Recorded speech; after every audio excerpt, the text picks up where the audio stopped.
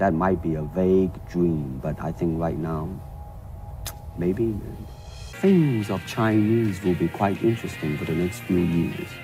I mean, not that I'm politically, inclining toward anything. No, I understand that. I'm just wondering. But I mean, once the opening of China, that it will bring more understanding. Yeah. More things that are, different, And maybe in the contrast of comparison, some new thing might grow. So therefore, it's a very rich period to be in. Let me ask you, however, about the problems that you face as a Chinese hero in an American series. Have people come up in the industry and said, well, we don't know how the audience are going to take a non-American?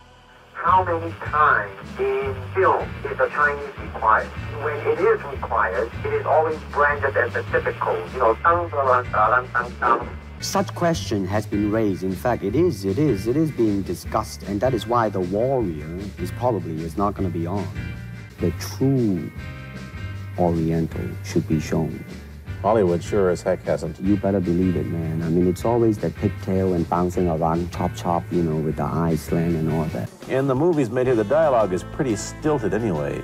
Yeah, I agree with you. You look at all the television series, all of them are gimmicks. That's shallowly treated. It's all fast money. Quality-wise, I have to admit that it's not quite up to the standard.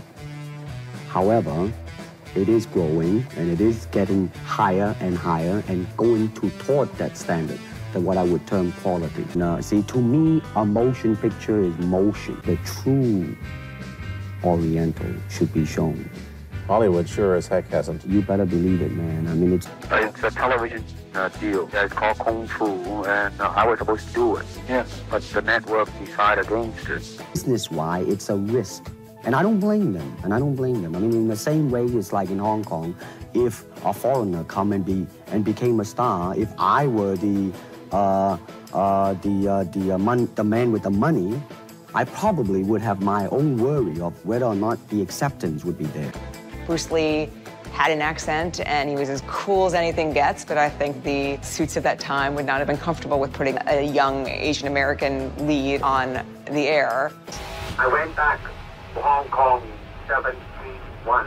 You came back to Hong Kong, and suddenly, on the strength of one picture, you become a superstar. The word superstar really turned me off. The word star, man, it's an illusion.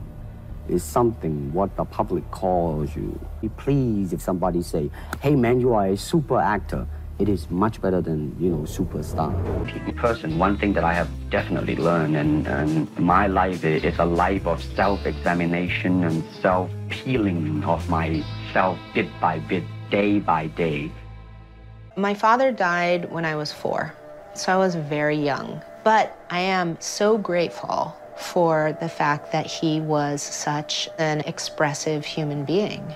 I have all of these writings and interviews and footage and things that really give me a glimpse into who he was as a human being, what his process was, what he thought, what he believed. I'm so thrilled to see this come to fruition, and to be able to honor my father and his legacy in this way is more meaningful than there are words to say.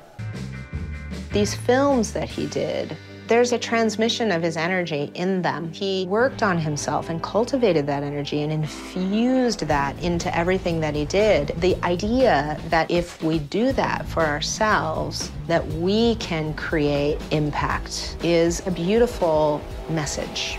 It's a very worthwhile death because I walk out and I say, fuck you, man, here I come. Oh, I leap out and leap up in the air, and they stop the frame and then...